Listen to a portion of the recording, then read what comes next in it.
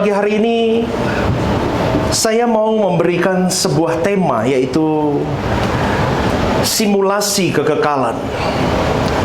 Beberapa waktu yang lalu, waktu zaman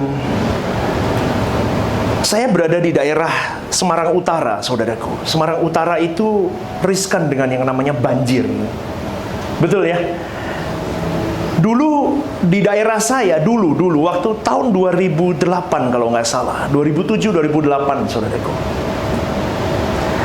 Itu panas siang begitu. Jalan di depan rumah saya bisa ada air, bisa rob. Saya sampai bingung. Papa saya RT-nya, saya bingung. Pak, kita harus lakukan sesuatu karena seperempat ban mobil itu setiap siang, saudaraku. Nanti sore mulai surut. Saya mulai berpikir, saudaraku. Waktu itu berjalan sampai 2010. 2-3 tahun tidak ada kunjung pemecahan masalah. Kemudian kami 2010 kami menikah, kami punya rumah sendiri. Tidak jauh dari situ. Tempat kami lebih tinggi jauh, tidak banjir jalan. Tetapi saya di kepala saya, saudaraku, saya membuat simulasi kalau terjadi banjir bandang. Tahu ya, saudaraku? Ngerti nggak, saudaraku? Itu tahun 80-an, waktu saya masih kelas 1 SD, saya masih ingat sekali. Salah satu di daerah Semarang mana, Sampangan itu banjir sampai setinggi rumah loh.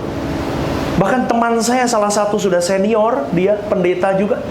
Dia ngomong sama saya, Steven, dulu opung itu sampai di atap-atap begini, airnya sudah di sini. Dia di atas loh. Hah? Setelah saya dengar cerita itu tambah, saudaraku, saya harus buat apa? Simulasi. Kalau suddenly saya baru bobok nyenyak, saya baru tidur asik, tiba-tiba air sudah setinggi itu, bisa loh. Tahu, saudaraku, saya merekayasa di kepala saya.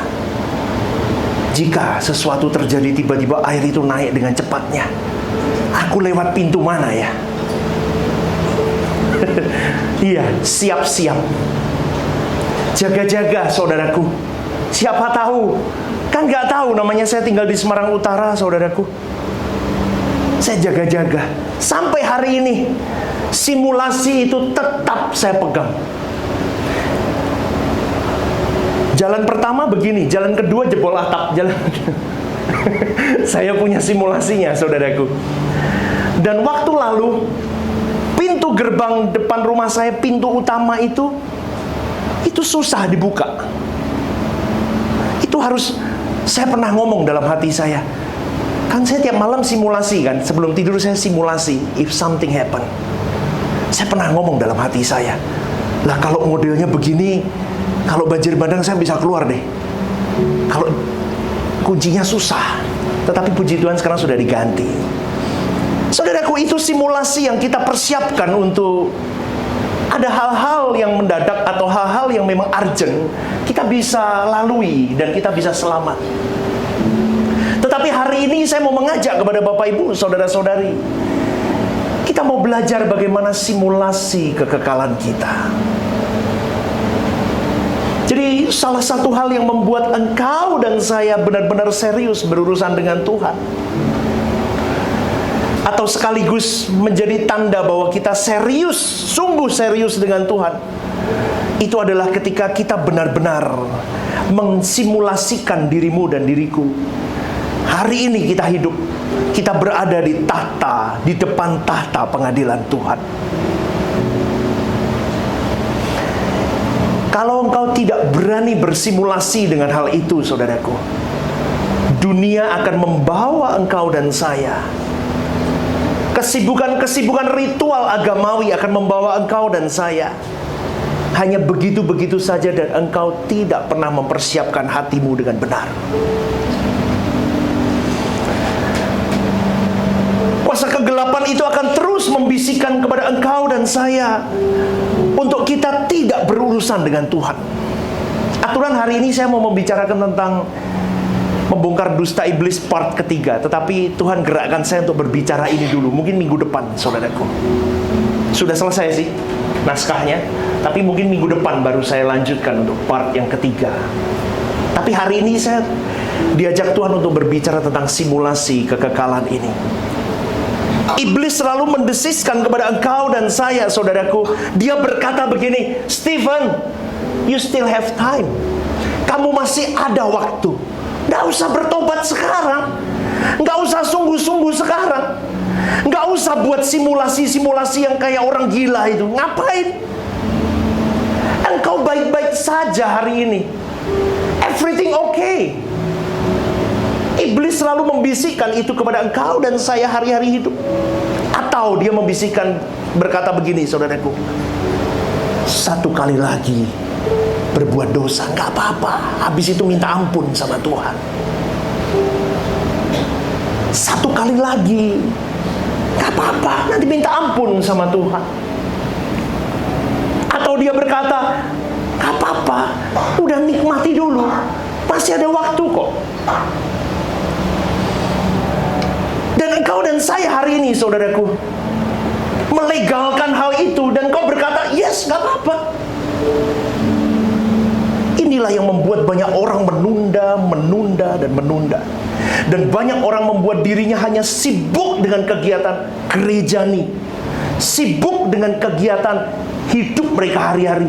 Mereka lupa, kalau engkau tidak sungguh-sungguh mulai hari ini mensimulasikan itu, kau tidak akan pernah serius 100% dengan Tuhan. Jangan lihat pendeta, seperti saya pun bisa tidak serius, saudaraku. Dengan jubah kerohanian saya bisa mengkamuflase kalian semua. Itu yang menjadi gelisahnya saya, saudaraku. Makanya di kamar doa saya selalu menangis. Kenapa aku tidak bisa sungguh sama Tuhan? Kadang saya bisa memberitakan seperti ini, tetapi prakteknya saya masih belum 100%, saudaraku. Kadang saya masih bisa 80%. Kadang saya masih bisa 70%. Kenapa? Karena hatiku belum benar-benar sembuh, belum benar-benar pulih, belum benar-benar ku berikan untuk Tuhan. Akhirnya saya tidak bisa menyentuh dia. Stephen, kenapa engkau tidak membuat simulasi kekekalan dalam hidupmu? Kenapa engkau tidak sungguh-sungguh mau buat itu semua? Karena aku masih ada hati. Di dalam hatiku masih ada banyak luka, masih ada banyak kepahitan, masih ada banyak yang saya masih menyepelekan Tuhan di beberapa sisi yang tidak pernah saya teliti dalam hidup saya. Masih ada kesombongan, masih ada arogan, masih ada minta dihargai, masih ada minta nilai diriku tinggi di hadapan manusia lain.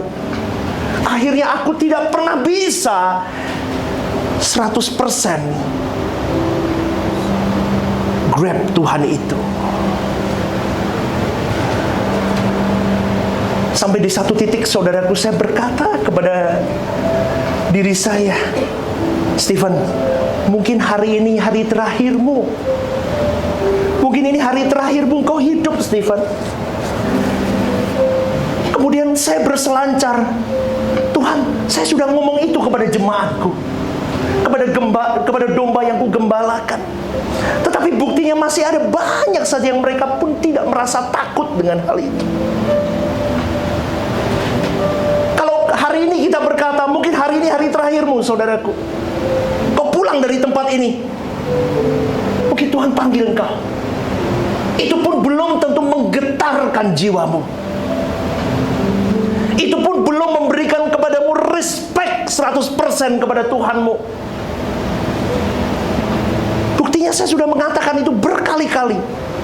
Dan saya pun sering kali mendengar itu, dan saya pun sering mengucapkan hal itu. Tetapi saya pun masih berani tidak 100% kepada Tuhan.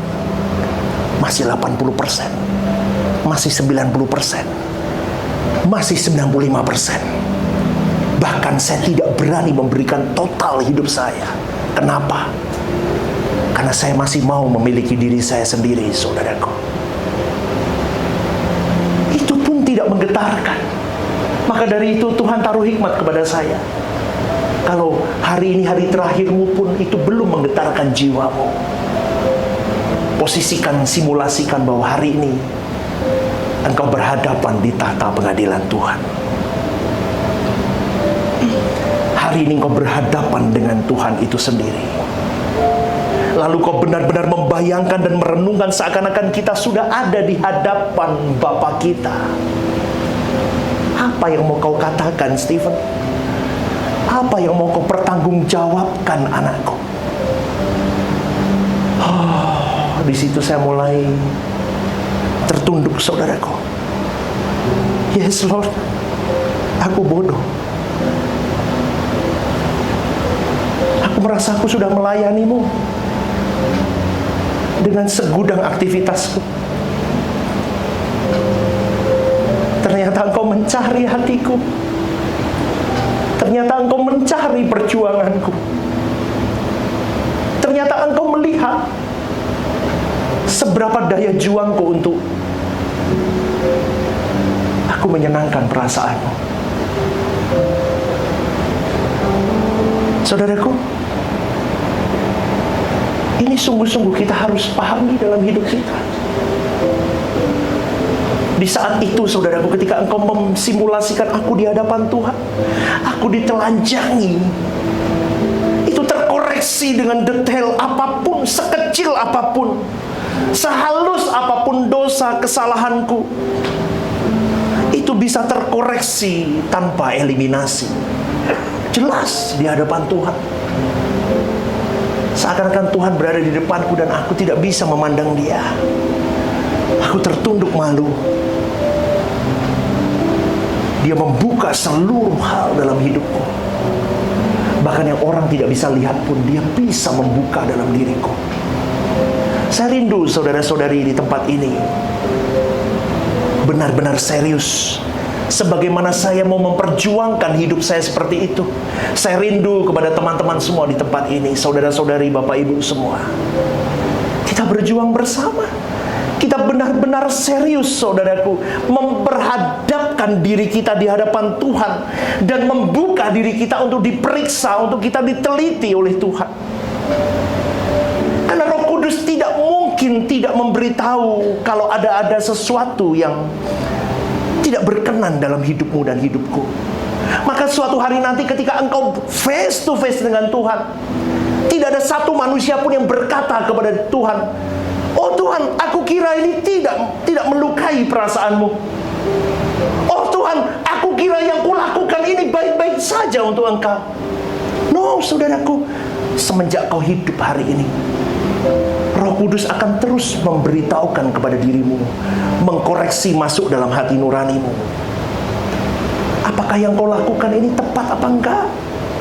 Yang kau lakukan ini melukai dia apa enggak? Yang kau lakukan ini menggores perasaannya atau tidak? Jadi Bapak Ibu yang dikasih oleh Tuhan,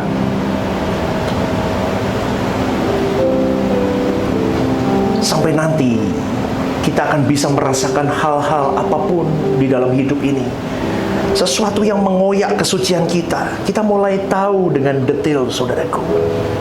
Karena kadang, saudaraku, kita masih hidup di daging. Betul nggak?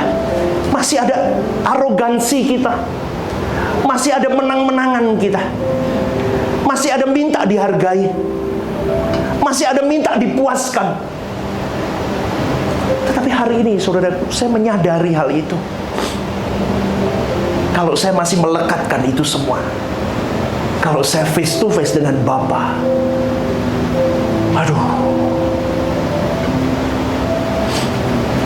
saya akan malu, saudaraku. Tetapi puji Tuhan, pada pagi hari ini, di dalam kebenaran firman Tuhan yang Tuhan titipkan untuk saya sampaikan, saudaraku, kita diingatkan untuk mulai hari ini, saudaraku, kita mulai bisa merasakan hal-hal apapun yang bisa mengoyak kesucianmu di hadapan Tuhan. Kalau hari ini engkau sudah merasa dari tadi pagi engkau sudah melakukan sesuatu yang mengoyak perasaan Tuhan, yang mengoyak kesucianmu di hadapan Tuhan, kau minta ampun, saudaraku, Dia ampuni kok. Dia bereskan dosamu, betul. Tetapi jangan itu kau ulangi berkali-kali. Saya rindu kepada Bapak Ibu, saudara-saudari, kita mulai hari ini, kita kita memeriksa dimulai dari hati. Hati itu pangkalan dari segalanya. Maka dari itu kalau kau telanjangi dirimu di hadapan Tuhan, kau akan lihat di mana iblis menaruh pangkalan di dalam hidupmu. Oh, iblis itu pintar, saudaraku. Dia sudah berjuta-juta, beribu-ribu, bermiliar-miliar tahun dia hidup. Dia tahu dari zaman ke zaman apa yang menjadi kelemahan dari manusia itu. Dia tahu pangkalan dari segala hal manusia itu adalah hatinya. Maka dari itu, Tuhan melihat hatimu. Iblis pun menyerang hatimu. Iblis pun menaruh pangkalannya di hatimu. Tuhan mencari hatimu. Maka dari itu, hatimu ini, firman Tuhan berkata apa? Jagalah hatimu dengan segala kewaspadaan, karena dari situlah terpancar, itulah hatimu. Banyak orang yang tidak pandai menjaga hatinya. Akhirnya iblis bermain dan meletakkan pangkalannya di hatimu dan di hatiku. Coba Anda renungkan, semua hal yang terjadi itu asalnya dari apa? Semua konflik, semua masalah, semua pertikaian, semua hal dalam hidup di dunia ini, apa? Dimulai dari apa? Hati. Sebetulnya kalau ada orang bentak saya, kalau hatiku saya lindungi, aku tidak mau sakit hati, bentakannya tidak akan melukaiku dan bentakannya tidak akan menjadi konflik untukku. Betul nggak? Betul nggak, saudaraku? Siapa yang mengizinkan dia masuk dan menggores hatiku? Ya kita sendiri. Kita yang memilih, saudaraku. Maka dari itu kalau hari ini kita mulai mengerti, itu semua, kalau aku sakit hati, aku ini dan itu mengoyak kesucianku di hadapan Tuhan. Mulai hari ini, yang pertama, jaga hatimu baik-baik. Bagaimana Pak aku bisa menjaga hatiku baik-baik? Caranya satu, seperti biasa saya selalu ngomong, bangun relasimu dengan Tuhan yang baik. Jangan oportunis dengan Tuhan. Jangan memanfaatkan Dia. Jangan memanfaatkan Dia. Jadilah pribadi yang tahu diri, saudaraku. Engkau dan saya itu siapa di hadapannya? Kau tahu siapa dia? Letakkan dia sesuai dengan porsinya. Letakkan dia sesuai dengan tempatnya. Dan letakkan dirimu sesuai di tempatnya. Sehingga engkau tidak memperalat dia, tetapi dia yang memperalat hidupmu dan hidupku untuk jadi pribadi yang benar di hadapan Tuhan. Kalau hari ini engkau berkata, aku anak tebusan, hidupku hari ini aku ditebus oleh Sang Penciptaku, terus kenapa kau masih sakit hati? Bukankah hidupmu bukan milikmu lagi? Bukankah harga dirimu tidak ada harganya lagi? Bukankah kau tidak punya nilai diri lagi? Betul nggak, saudaraku? Tetapi kenapa engkau masih dengan sombongnya berkata, aku punya harga diri? Dia berani menginjak harga diriku. Coba saudaraku, kita pikirkan hal ini. Saya mulai mengerti hal itu. Saya mulai, yes, betul ya Tuhan. Masalah bukanlah masalah kalau kita tidak menjadikan itu masalah. Amin. Amin. Masalah bukanlah masalah kalau kita tidak menjadikan itu masalah. Pilihan di tangan kita. Dan kita selalu membawa itu semua jadi masalah. Dan akhirnya kita merasa beban hidup kita begitu berat. Karena kita memilih untuk menggoreskan dalam hati kita. Mobil saya itu berhenti, saudaraku, di depan rumah saya. Datanglah tukang potong rumput, tahu kan? Pakai mesin, pedang mesinnya itu, seruing. Saya paling takut, saudaraku, kalau dengar suara itu. Kenapa? Kalau bahasa Jermannya meletik. Itu saya pernah satu mobil, saudaraku, saya jalan di Tanah Mas itu ya, sama istri, kayak ditembak pistol itu loh. Pintu kiri saya lobang semua, saudaraku. Itu tahun berapa saya masih ingat itu. Sekarang kalau ada suara pasukan bawa pedang itu, wah gitu. Saya takut, saudaraku, saya langsung mobil tak masukin, atau kalau saya lewat di jalan ada orang potong rumput, saya lari cepet. Mobil saya diparkir di sini baik-baik, ini pintu gerbang saya. Dia motongin rumput, kena loh mobil saya, bumpernya kelupas. Ini sama dengan hidupmu dan hidupku. Kita nggak ngapa-ngapain orang, kita baik-baik, tapi kita bisa dilukai orang. Kita nggak ngapa-ngapain, saudaraku. Engkau datang ke tempat kerja, mungkin kau mau baik-baik, kau mau bekerja saja, mau cari uang, kau mau kerja yang terbaik, kasih ke Tuhan. Tapi ada aja yang nyalahin Anda, betul nggak? Betul nggak? Anda mau pelayanan, ada aja yang nyenggol-nyenggol. Anda di keluarga, ada aja yang ribut-ribut. Tetapi bagaimana engkau menyikapi itu semua, saudaraku, itu tergantung dari hatimu. Dan kita mulai belajar, berarti kalau hati ini yang Tuhan cari, berarti kalau hatiku tidak beres, aku sedang mengoyak kesucianku di hadapannya. Maka dari itu jangan suka simpen sampah. Benar, saudaraku. Udah dilupain yang nyakitin, ya, lihat aja yang nyenengin aja, saudaraku. Pengiring Tuhan itu indah kok kalau hati kita beres, saudaraku. Makanya tadi waktu doa bareng saya ngomong, kita senang loh ya melayani Tuhan, kita bahagia dong. Tapi sekarang banyak orang yang hatinya rusak, remuk, sakit, luka. Kau mau sampai kapan, saudaraku? Maka hatimu dan hatiku bisa robek atau terkoyak pada waktu kita mulai meleset lagi, mulai berbuat dosa lagi. Atau mungkin di dalam hatimu kau memperkatakan sesuatu yang tidak kau ucapkan, tetapi dalam hatimu sudah keluar sesuatu yang tidak patut.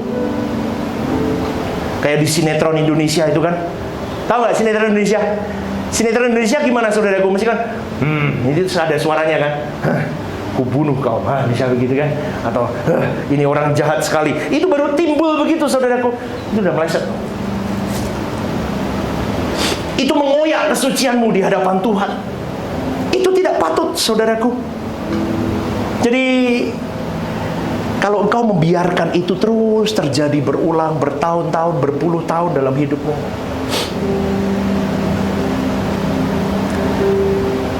kau akan rusak, saudaraku. Dan kau tidak layak jadi bejana Tuhan. Ingat loh, lebih mudah unta masuk lubang jarum daripada orang kaya masuk dalam kerajaan Allah. Artinya apa? Orang kaya itu menggambarkan apa?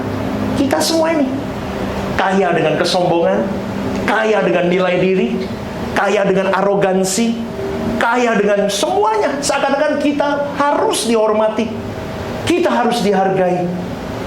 Saya itu orang yang sangat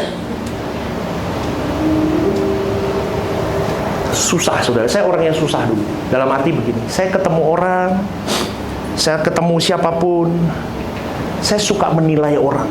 Ketika bertemu pertama kali, saya menilai orang. Ini orang gimana ya? Saya diam saja. Oke. Setelah itu, saya bisa tarik diri dari orang itu. Kalau saya tidak cocok, saya bisa saya menghilang. Bahasa Jermannya wegah. Tahu, saudaraku? Tahu? Saya orangnya begitu. Saya tak lihat begini. Cara saya ngomong sama saya, cara bertemu dengan saya, wegah. Tahu nggak, saudaraku? Di dalam kalimat wegah, itu kan orang Semarang banget kan? Biasa kan? Wegah, males. Di dalam kalimat wegah itu, saudaraku, hatimu udah meleset loh. Kenapa? Saya belum mengenal orang itu. Saya hanya mengenal dari first impression. Saya belum mengenal hatinya, saya belum mengenal sikapnya, tetapi saya sudah menilai orang itu dan menjudge orang itu. Jahat loh saya. Saya bertobat, saudaraku. Sekarang saya nggak berani. Orang mau model apapun sama saya, oh yes, ayo jalan sama saya. Saya akan tahu dirimu dulu. Saya mengenalimu, kau kenali aku. Terus saya nggak berani. Dulu enggak. Saya duduk begini ya.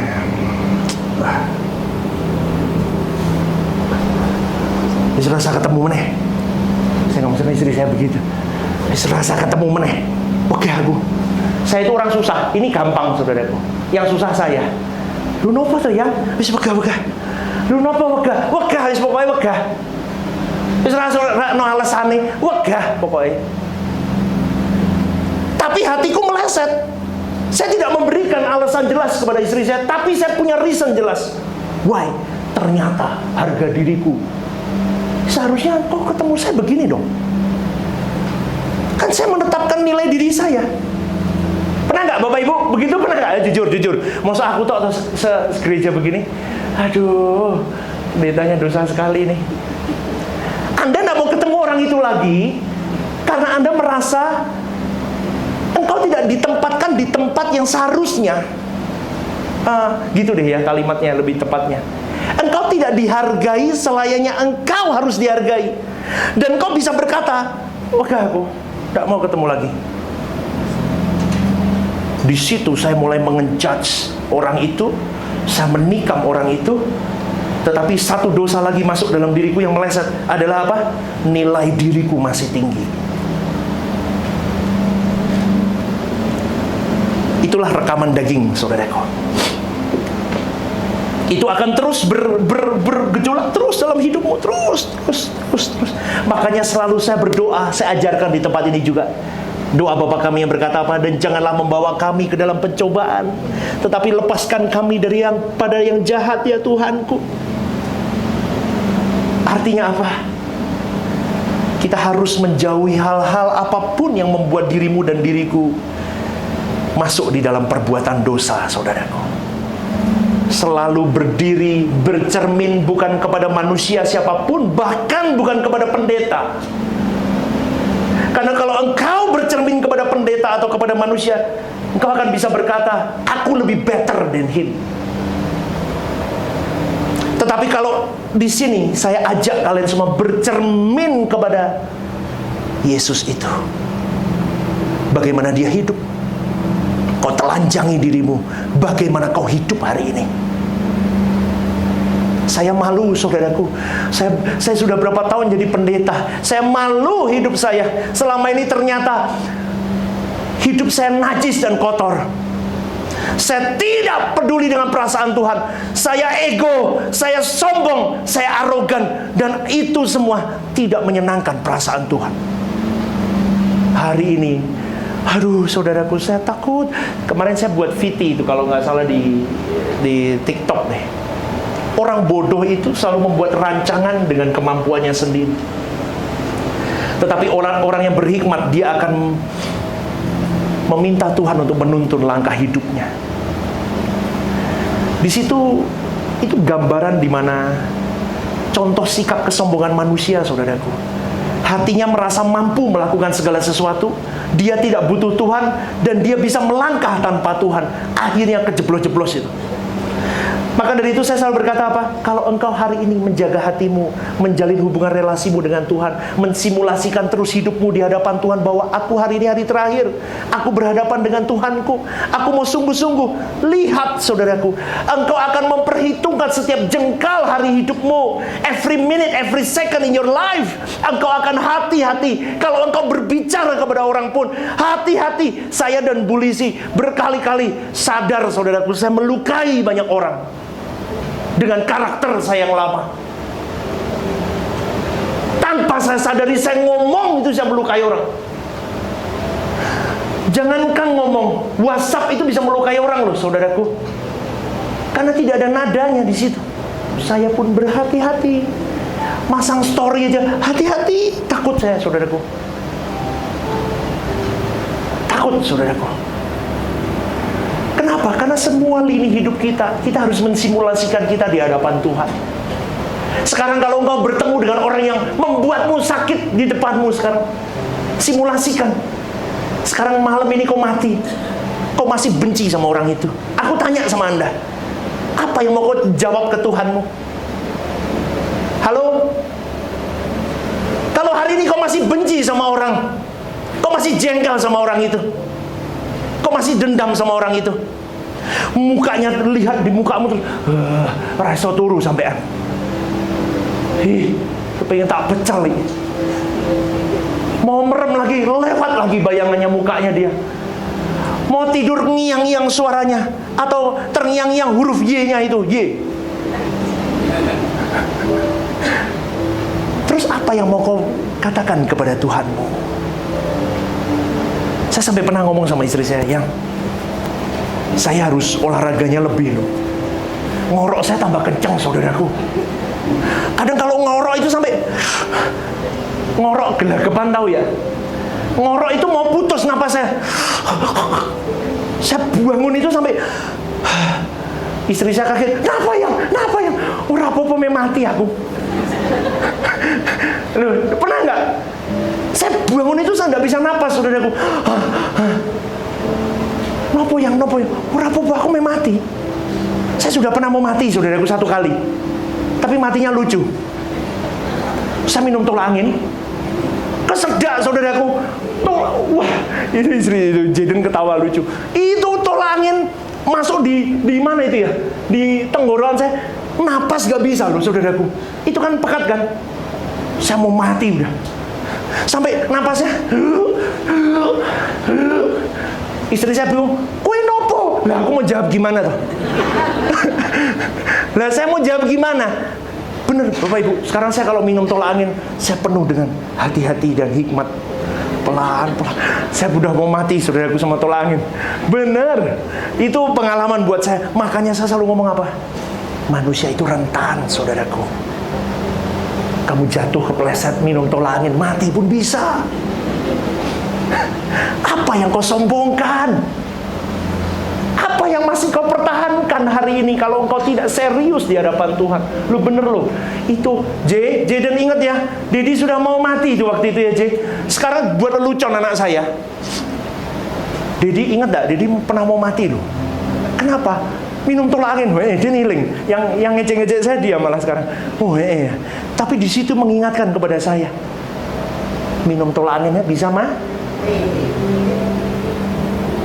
Berarti siapa yang kebal akan kematian? Angkat tangan. Tidak ada kan? Bertobat hari ini. Amin. Berikan tepuk tangan untuk Tuhan kita. Oke. Saudaraku, di dalam setiap nisan kita kalau nanti meninggal, coba buka 2 Timotius 4 ayat 7. Ini nanti akan tertulis di nisan kita, saudaraku. Lihat deh, coba ya. Ini saya dapat ini tadi malam. Ada teman saya, hamba Tuhan, menghembuskan napas yang terakhir. Lah ini apa? Yuk kita baca bareng-bareng. 1, 2, 3. Aku telah mengakhiri pertandingan yang baik. Aku telah mencapai apa? Dan apa? Itu kan di nisan. Itu kan di koran. Itu kan di sosial media. Ada gambar kita terus bawahnya ada ayat itu. Tetapi realnya, apakah engkau benar-benar mengakhiri pertandingan dengan baik? Enggak, saudaraku. Banyak yang tidak. Dimulai dari hari ini. Kalau engkau memang mau mengakhiri pertandinganmu dengan baik, dimulai hari ini. Kalau engkau mau Tuhan membawa dirimu kepada air yang tenang, Dia gembalamu. Jadikan Dia gembalamu, gembala hidupmu mulai hari ini, sungguh-sungguh. Kalau tidak, saudaraku, di nisan yang indah itu tertulis tulisan yang indah, tetapi di kekekalan, di lorong kematian, kau berteriak, kau menangis di hadapan Tuhan. Kasih aku waktu, Tuhan, aku bertobat di hadapan-Mu. Terlambat, saudaraku. Hari ini firman Tuhan dengan jelas mengingatkan kepada engkau dan saya hari ini. Bertobat, saudaraku. Hiduplah benar. Kalau engkau masih tidak serius di hadapan Tuhan, engkau pasti terhilang. Engkau pasti jauh dari yang namanya apa? Langit baru, bumi baru. Jangan main-main dengan hidup ini. Kita mulai perhatikan dengan seksama bagaimana aku hidup hari ini. Aku mulai membiasakan sesuatu yang menyenangkan perasaan Tuhanku. Sesuatu yang mungkin luka untukku, sakit buatku, tetapi kalau itu worth it aku lakukan untuk menyenangkan perasaanmu, kenapa aku tidak lakukan itu? Hari ini kau memilih hidupmu, saudaraku.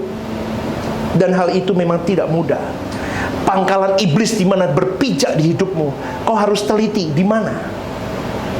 Ada orang yang sombong, saudaraku. Harga dirinya tinggi, itu pangkalan iblis di situ, di dalam dirimu.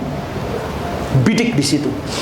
Nanti kalau kau berkata kepada Tuhan, Tuhan, tolong aku mau bertobat di hadapanmu. Aku mau merendahkan diriku. Siap ketemu orang yang merendahkan kau. Sesok ketemu Anda melengos tok. Duh, ini kurang ajar, pegawaiku kok melengos. Loh, kamu tak hidupi aku kok kamu melengos. Jangan marah. Jangan ambil sikap salah. Itu jawaban doamu karena engkau minta merendahkan hatimu di hadapan Tuhan. Karena engkau sombong, kau ketemu dengan orang-orang yang merendahkanmu. Sombongmu ke-trigger enggak? Kalau engkau ngomong, aku mau jadi hati yang bisa mengampuni, engkau akan ketemu orang-orang yang melukai hatimu terus. Responmu gimana? Oh ya Tuhan, terima kasih.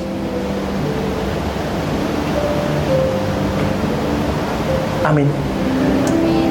Susah toh? Susah. Tapi ini real.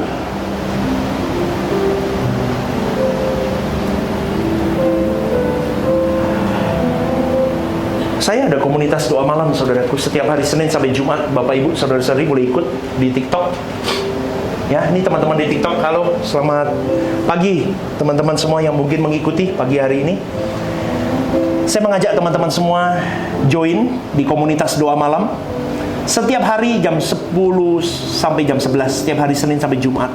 Teman-teman tahu nggak, saya pernah sharing sama mereka di TikTok. Bahkan di dalam doa kita pun, kita tuh seringkali meleset di hadapan Tuhan. Di dalam doa kita pun, seringkali ada ketidakpercayaan kita kepada Tuhan. Di dalam doa kita pun, tergambar bahwa siapa dia dan siapa kita. Di dalam doa kita pun, kita menunjukkan betapa rapuhnya kita mempercayai Dia. Sampai akhirnya ada banyak pengajaran hari ini kekristenan yang mengajarkan bahwa apa? Kalau belum dijawab doamu, doa terus. Kalau belum dijawab doa terus. Kalau bisa merengek sama Tuhan, kalau bisa berteriak sama Tuhan. Kalau di sini saya tidak ajarkan itu, saudaraku. Tidak kau ucapkan sekalipun di dalam relung hatimu pun Dia tahu apa yang kau butuhkan. Dia pasti menjawab, tetapi Dia belum tentu mengabulkan. Karena Dia selalu mengabulkan yang menjadi kehendaknya, bukan kehendakmu dan kehendakku. Jadi ketika jawabannya no, kau tidak boleh paksa Dia. Karena di dalam jawabannya, jadilah kehendakmu Allahku. Itu seharusnya kau meletakkan, Lord, aku berikan semua. Setinggi-tingginya kepercayaanku, setinggi-tingginya imanku kepada pilihanmu atas hidupku. Dan seharusnya engkau tidak perlu berteriak-teriak, menengking-nengking, kau menangis-nangis. Wah, itu kalau Hansel betul. Kalau ke Indomaret minta permen, gejek gitu. Mami. Coba kalau seusia saya, saudaraku, kebetulan papa mama saya masih hidup, coba. Ma, aku mau lollipop, ma. Mesti orang mikir apa? Ini cacat ini. Betul nggak, saudaraku? Iki kelainan iki bocah iki. Wis tuwa gerang kaplak ngono. Ma, mau lollipop, ma. Tolong, ma. Lha piye toh? Lah itu kekristenanmu dan kekristenanku, saudaraku. Berapa puluh tahun kau jadi orang Kristen? Siapa yang dari lahir orang Kristen? Angkat tangan saya. Wah, hitung umur kalian yang sudah lacap, cicap, pecap. 60 tahun, 70 tahun, 50 tahun. Berarti kan saya aja 40 nih. Kalau 50 tahun coba bayangkan. Pa, tolong pa, mau belikan pa. Tuhan akan ngomong, ya ampun anakku jengene terus. Coba kalau kita punya anak sampai gede begitu terus gimana, saudaraku? Tapi itu yang diajarkan kekristenan hari ini. Di sini saya ajarkan yang benar, dewasa. Amin. Amin. Mulai hari ini kita berjuang ya teman-teman. Jaga hati, bangun relasi dengan Tuhan, simulasikan dirimu setiap hari di hadapan Tuhan. Mau ngomong, hati-hati, kau di hadapan Tuhan. Mau dengerin sesuatu yang ini loh, makanya jadi anak Tuhan jangan mulutnya bocor.